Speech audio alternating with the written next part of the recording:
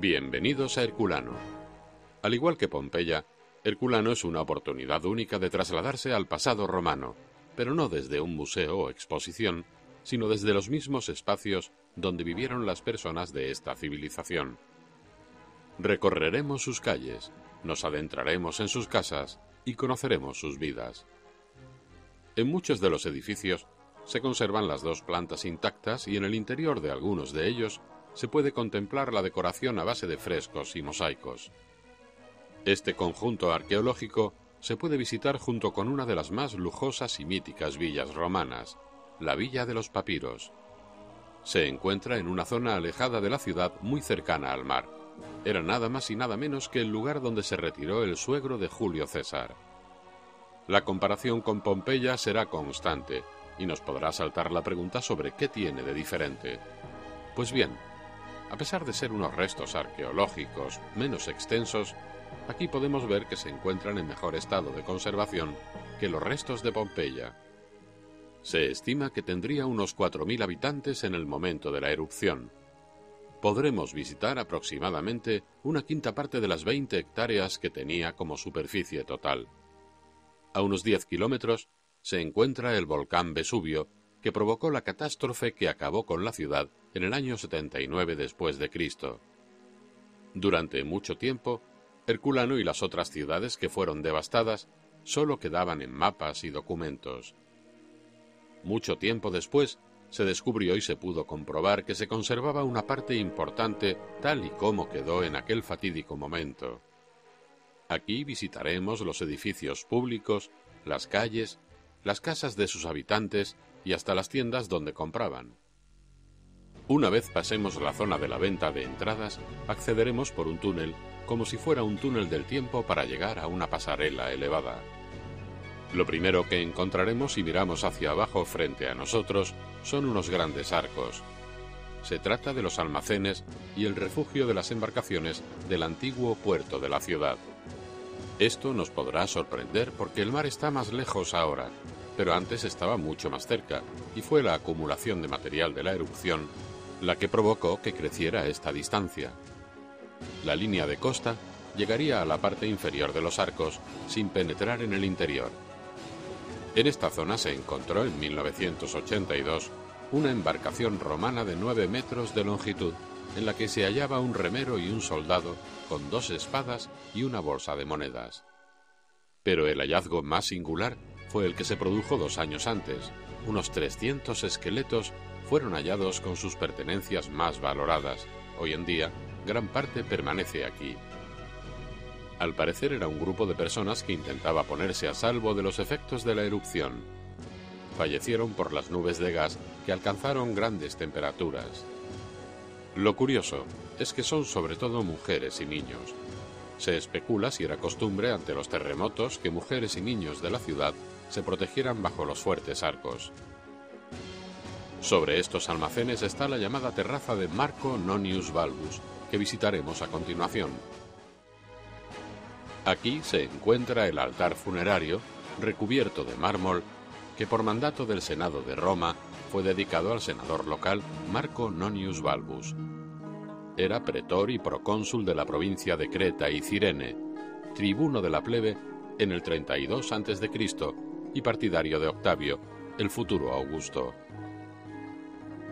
En Herculano, este senador había promovido la restauración y la construcción de muchos edificios públicos. Por ello, al menos 10 estatuas como esta fueron erigidas en su honor. Esta en concreto fue encontrada en varios pedazos recuperados en sucesivas excavaciones. La plataforma que hay delante es el altar. Tiene una inscripción donde se recuerda al senador y se alaban sus méritos. Desde aquí se accede a las termas suburbanas, situadas a la izquierda de la estatua. Estamos en una de las termas mejor conservadas de la antigua Roma. Parece ser que el senador del que hablamos antes, Marco Nonius Balbus, promovió su construcción. El edificio debe su supervivencia a cómo está levantado, con paredes de ladrillo y bóvedas de hormigón. Los escombros que entraron por las claraboyas llenaron su interior de forma que se compensó la presión exterior. Desde la escalera interior de entrada, bajaremos al vestíbulo donde hay una pequeña fuente con un busto del dios Apolo. De una de las esquinas sale un pasillo que conducía a la vivienda privada. Posiblemente pertenecía a la familia del senador que promovió estas termas. Enfrente encontraremos la puerta que nos lleva al vestuario de las termas, denominado Apoditerium. Separado por un arco, hay un espacio reservado con una piscina para los baños de agua fría, denominado Frigidarium. Este era el primer baño para que se les abriesen los poros de la piel. Fijémonos en el suelo de mármol. Esto nos da una idea de la suntuosidad que debían tener estos baños.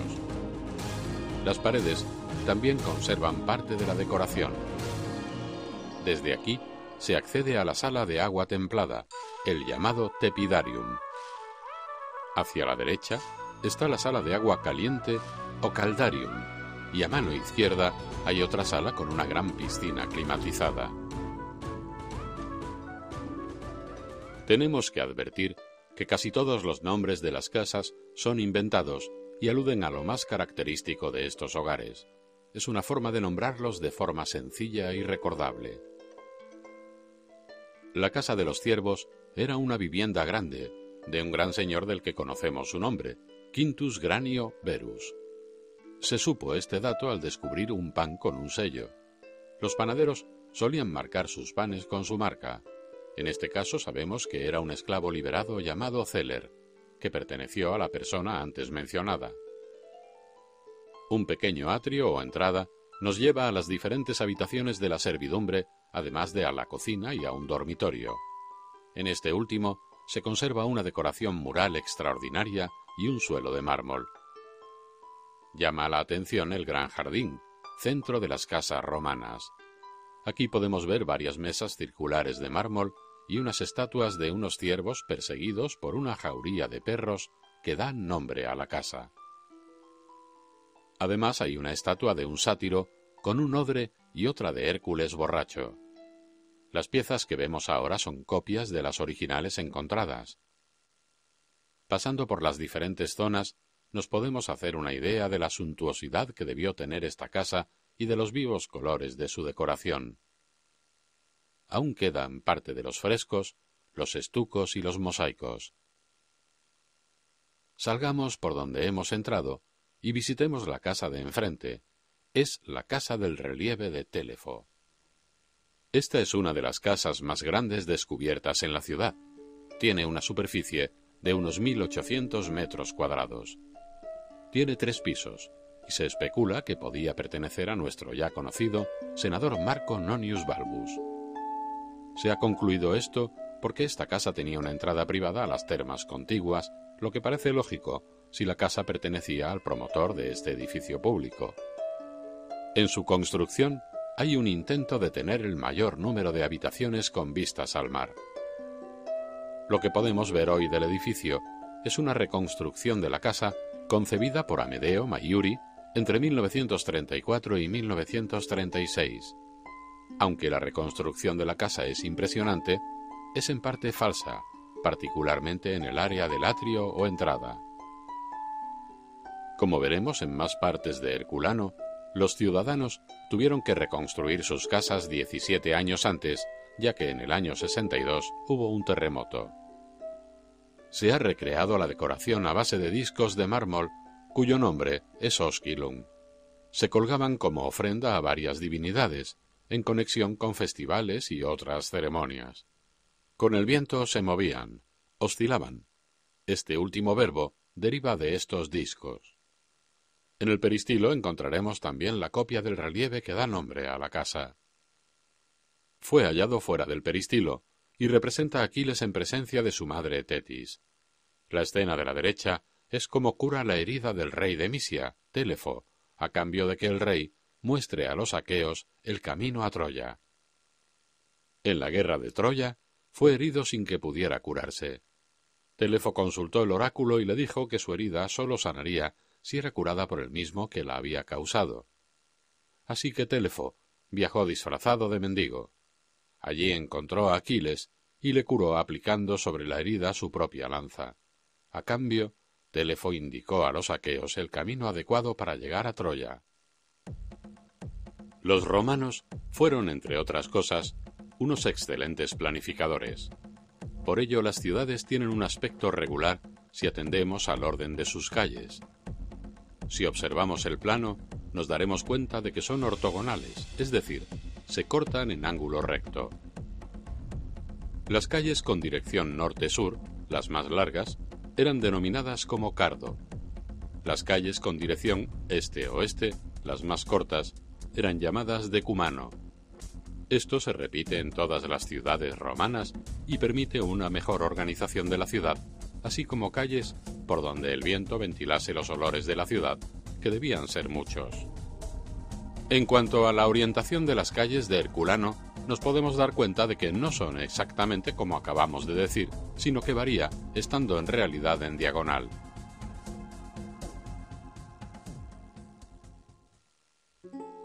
Imaginémonos este lugar lleno de gente, con esclavos atendiendo las necesidades de los que desnudos disfrutarían del baño. Se pagaba un precio por entrar y muchas veces el acceso era gratuito. Eso sí, cualquier servicio podía ser cobrado, como guardar la ropa, el uso de aceites, masajes, etc. Las mujeres debían acudir por la mañana y los hombres por la tarde y la noche, ya que se han encontrado lámparas que atestiguan un uso nocturno. Aquí se conversaría sobre lo que ocurría en el imperio, en la ciudad, se cerrarían tratos y se intrigaría en contra de otros. Aquí mataban el tiempo, a la misma vez que cuidaban su higiene, pues las casas en la ciudad carecían de baño.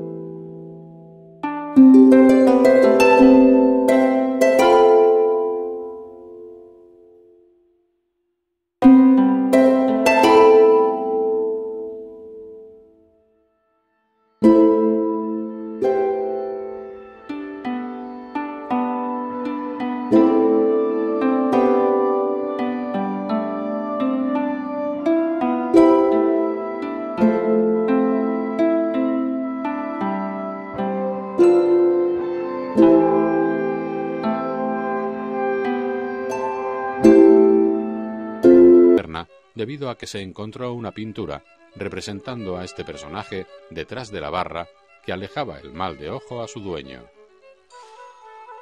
Por la mañana, para desayunar, tomaban pan y queso o verduras.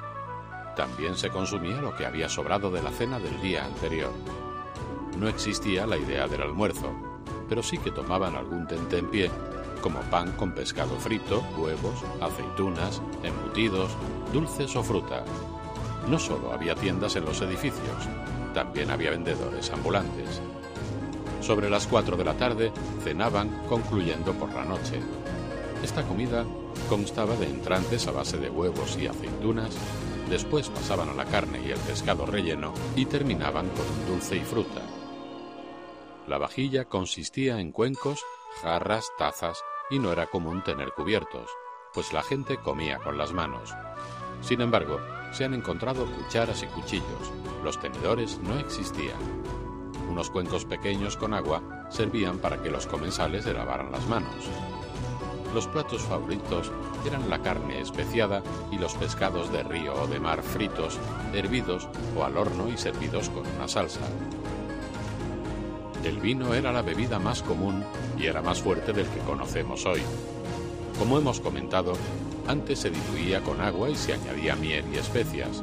Una bebida barata era la posca, consistente en vinagre diluido en agua. El vino de Herculano fue muy elogiado por las fuentes literarias y constituía una importante fuente de ingresos para la ciudad. Los higos locales también fueron famosos y se distinguían por su variedad. Aquí tenemos una fuente pública. Si nos fijamos en la parte interior de la misma, veremos un relieve con una mujer peinándose. Alude a la higiene. Se ha encontrado una inscripción donde se prohíbe arrojar basura a las fuentes públicas, detallando las penas para los que infringieran la norma. En la casa más cercana, se pueden ver separados por un cristal los restos de tuberías.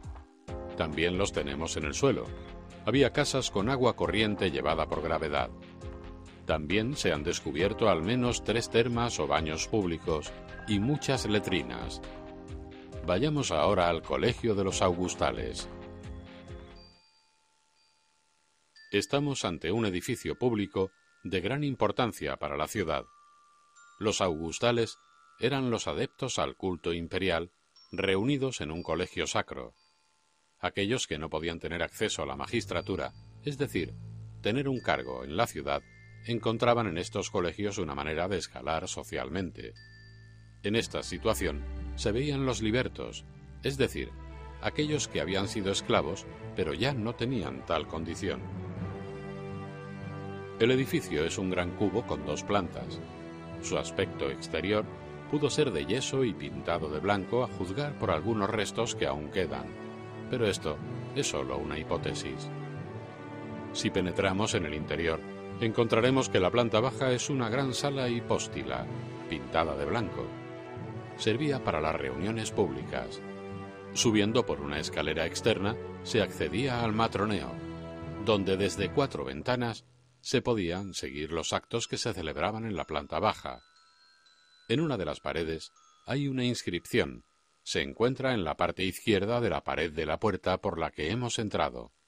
Si la traducimos, dice: Consagrado a Augusto, Aulo Lucio Próculo y Aulo Lucio Luliano, hijos de Aulo, de la tribu de Menenia, ofrecen por su propia cuenta un banquete a los decuriones y augustales en ocasión de la consagración. Entiéndase que es la consagración de este edificio. La pared del fondo de la gran sala está casi en su totalidad ocupada por una gran chela, es decir, un espacio central que contenía la imagen de culto. Su decoración es suntuosa con pinturas, suelo y zócalo revestidos con placas de mármol. A mano derecha, al lado de la esquina de las tabernas, está la entrada de la palestra. Podemos distinguirla por las 2 altas columnas que la flanquean. Este espacio está parcialmente excavado. Nos lo tenemos que imaginar como un rectángulo de unos 100 metros por 70 rodeado por una galería porticada. Aquí se practicaba la lucha libre y se hacía ejercicio. Estas instalaciones tienen su origen en Grecia y los romanos las incorporaron a sus ciudades. En el centro hay una piscina con forma de cruz a la que se ha podido acceder mediante túneles. Tiene poco más de 1 metro de profundidad y en su centro fue hallada una fuente de bronce. Estaba formada por una serpiente de 5 cabezas entrelazadas alrededor de un árbol. La fuente original se ha sustituido por una réplica. También podemos ver una segunda piscina junto a uno de los extremos. Tiene 30 metros de longitud. No se sabe si es una piscina o un estanque. Lo que sí se tiene claro es que no estaba en uso cuando la ciudad fue sepultada. Las paredes estaban recubiertas con mármol, que fue retirado en el siglo XVIII para adornar otros edificios de la época. Fijémonos en varias de las columnas. Podemos ver cómo estaban hechas, con una capa exterior que permitía darle un aspecto de estar esculpidas en mármol con sus estrías y detalles. Por dentro vemos que están formadas por ladrillo, material mucho más barato y fácil de colocar. Veremos que esto se repite en más columnas de la ciudad. En una de las zonas de la palestra veremos un entrante con una gran hornacina al fondo y una mesa a modo de altar. Se especula con su uso, formulándose la hipótesis de que fuera el lugar donde se expusiesen los premios cuando había competición. Se piensa que esta villa fue propiedad del suegro de Julio César, Lucio Calpurnio Pisón Cesonino, y que se extendía por más de 250 metros a lo largo de la costa. Originalmente Se estima que fue construida en el siglo I a.C. A mediados del siglo XVIII se excavaron túneles hasta su interior, pero era algo realmente peligroso debido a la acumulación de gases. A pesar de ello, se encontraron numerosas esculturas que nos dan una idea de la suntuosidad que tuvo. Además, se hallaron numerosos rollos de papiro carbonizados. En el lado oeste del edificio hay un gran peristilo o galería de columnas de más de 90 metros de largo por 30 de ancho. Una piscina ornamental se construyó en el centro. El peristilo estaba adornado con muchas estatuas de bronce y mármol, incluyendo los 5 bailarines de Herculano, que se pueden ver en el Museo Arqueológico Nacional de Nápoles. También había bustos de los grandes hombres griegos de letras, incluyendo filósofos y hombres de Estado. Esto da crédito a la creencia de que el dueño era una persona culta. Queda gran parte de la villa por excavar. Se estima en más de 2.500 metros cuadrados. Contemos ahora qué había escrito en los papiros. Lo que da nombre a la villa y su verdadero tesoro son los papiros. Su estado de conservación es muy delicado. Sufrieron, además, graves agresiones, cuando en el siglo XVIII los excavadores y cazadores de tesoros exploraron la villa. Muchos de estos pensaron que eran trozos de carbón y troncos quemados. Por ello, algunos fueron usados como antorchas. Y es que, al igual que el resto de la ciudad, la explosión de gas del volcán a 400 grados carbonizó los rollos de papiro antes de que la ciudad quedase enterrada bajo una fina ceniza volcánica que después se enfrió y solidificó. En aquella época no existían libros, sino que se usaban papiros que se enrollaban sobre sí mismos. Durante el Imperio Romano se construyeron grandes bibliotecas en la capital, Roma, generalmente con edificios separados con obras en latín y griego.